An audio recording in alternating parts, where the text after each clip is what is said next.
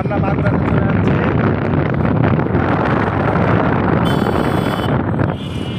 দেখা যায় ড্রাইভিং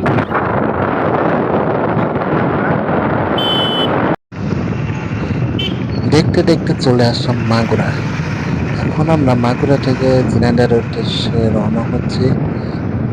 মাগুরার রাস্তাটা খুব সুন্দর, দেখে মন ভরে যায়। সবুজ প্রকৃতির মাঝখান দিয়ে চলেছে রাস্তা, দুপাশে ধানের ক্ষেত। এই সুন্দর রাস্তাটি যেতে মনটা অনেক ভালো লাগে। যেহেতু দর্শক যাচ্ছি, আজকে আমার ড্রাইভিং লাইসেন্সের পরীক্ষা ঝিনাইদহে, তাই ড্রাইভিং লাইসেন্সের পরীক্ষা দিতে যাচ্ছিলাম।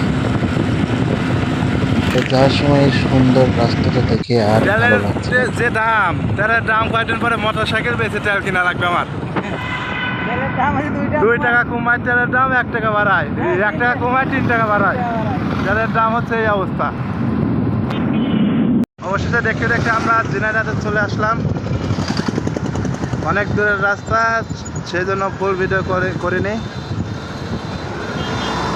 অল্প কিছু জায়গায় ভিডিও নিয়েছি। এদিকে এটা কি বলে ভাই, বাস স্ট্যান্ড, টার্মিনাল। আমরা সামনে ঝিনাইদহ টার্মিনালে চলে আসছি।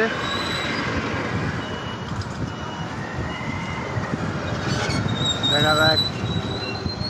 দেখতে দেখতে ঝিনাইদহ শহরের মাঝে চলে আসলাম। শহরে এই ঝিনাইদহ শহরটা খুব সুন্দর। আমি এর আগে কখনো ঝিনাইদহ শহরে আসিনি। নাকি ঝিনাইদহ শহরটা অনেক পরিষ্কার। আমি আগে রাজশাহীতে থাকতাম, রাজশাহী অনেক পরিষ্কার শহর, তেমন ঝিনাইদহ শহরটা খুব ভালো লাগলো। তো ভাবছি ঝিনাইদহ শহর নিয়ে অন্য একদিন আর একটা ভিডিও বানাবো।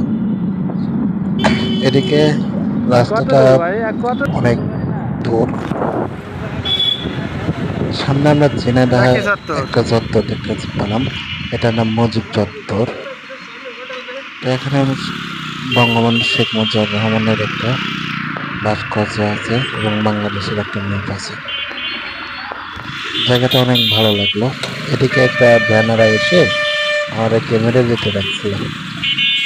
তো রাস্তায় চলার সময় সবসময় সতর্কভাবে চলবেন। রাস্তার নিয়ম না মেনে চললে অনেক সময় অনেক সমস্যার মধ্যে পড়বেন। রাস্তার পাশে যদি এই গাছগুলো থাকে তাহলে ভালো লাগবে। দেখতে দেখতে আমরা চলে আসলাম ঝিনাইদহ জেলা প্রশাসক কার্যালয়। এখানে আমার পরীক্ষা হবে, তো দেখে খুব ভালো লাগলো। জেলা প্রশাসক কার্যালয় ঝিনাইদহ খুব সুন্দর একটা জায়গা। এখানে আমার পরীক্ষা, ফিঙ্গার পরীক্ষার যে ভিড়, তো এখানে ভিডিও করা নিষেধ, তাই আর ভিডিও করতে পারলাম না।